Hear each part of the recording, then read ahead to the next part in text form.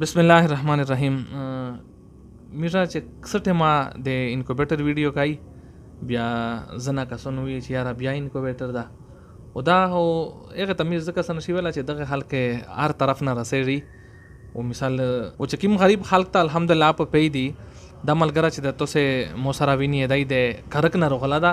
او ده ته مې دغه انکوبیټر چې کوم ده دغه مې ورکړ. دا بل ملګره چې کوم ده دا د بیزنخیلې نه راغله و دا یې میر نه مثال دا انکوبیټر یې وخوسته دا یې تاسو ته خپلې خبرې وکړي. السلام علیکم ناظرین، زه خپله د کرک نه راغلی یم. مو خپله دغسې نظام سیټ کړی ده. د انکوبیټر چې کوم ده ډېر زبردست شی ده او د کوم غریب او د یمجه بېروزګاره کوم ملګري چې دي کوم ژوندکي چې دي په کلي علاقې کې داسې دغسې ګرځي نو هغې دپاره د روزګار ډېر کوشله نظام ده دلته کې دا چې زون ته د انډاري او د انکوبیټر دلته تسلي بخش چار کېږي بونو کې مجه خپله سپیشل راغلي مینه ځینې ملګري غوښتي دي هغه ملګري ته ښه مجه دلته کې جوړوي په ذمهوارۍ سره لکه ډېره کوشله چار دلته کې کېږي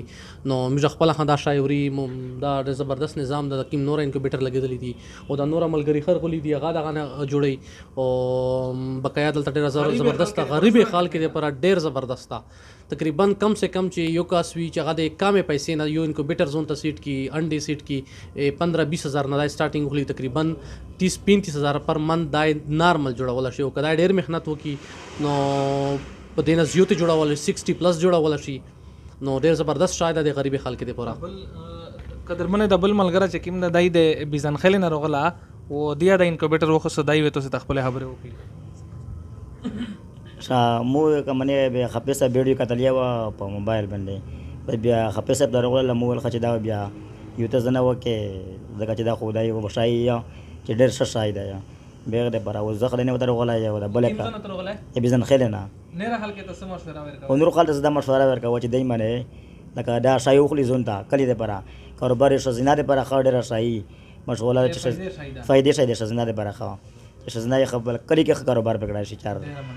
قدرمنه دې خبرې تاسې واورېدلې چا چې خوښ کېږي نو می سره رابطه کولی شي د نوې کچهري ته محمد پلازا دو په دغه شی په تاخونه شی 42 نمبر میش دی کوندا او د سکرین باندې نمبر اتر چلېږي می سره رابطه کولی شي میستو سره اجازه غواړي د الله پام